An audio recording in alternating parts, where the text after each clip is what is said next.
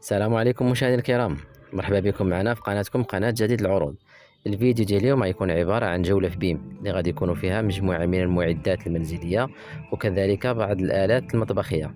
مشاهدينا الكرام ما تنسوش ديروا جيم الفيديو باش يوصل أكبر عدد ممكن من الناس وكلشي يستافد إن شاء الله. فرجة ممتعة للجميع. السلام عليكم.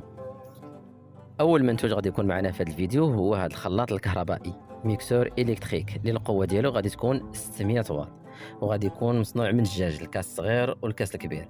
تيتوفر على 5 ديال السرعات، يعني تقدر تتحكم فيه من الواحد حتى الخمسة. بالاضافه ان الكاس ديال الدجاج ديالو فيه لتر ونص، بالاضافه انه تيتوفر على 6 ديال لي لام، واللي الثمن ديالو غادي يكون هو 180 درهم 3600. المنتج الثاني اللي غادي يكون معنا هي فرشاه ديال التنظيف اللي تنظفوا بها القراعي وكذلك الكيسان، مصنوعه من البلاستيك والسيليكون، واللي الثمن ديالها غادي يكون هو 6 دراهم و90 140 ريال.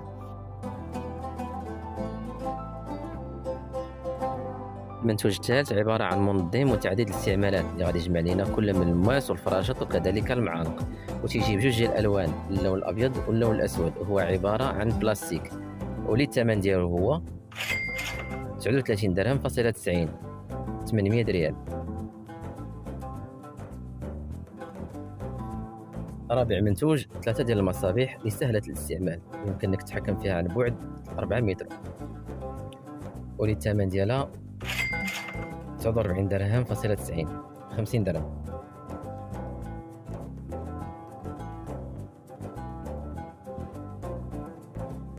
خامس منتوج هي هذه المجموعه ديال ادوات الحمام اللي تتكون من 3 ديال القطع. القطعه الاولى اللي ديال الصابون ليكيد، اما القطعه الثانيه فهي ديال فرشاه الاسنان، القطعه الثالثه هي ديال الصابون، وهادو مصنوعين من الجرانيت، واللي الثمن ديالها هو 79 درهم فاصلة 90 16 ريال.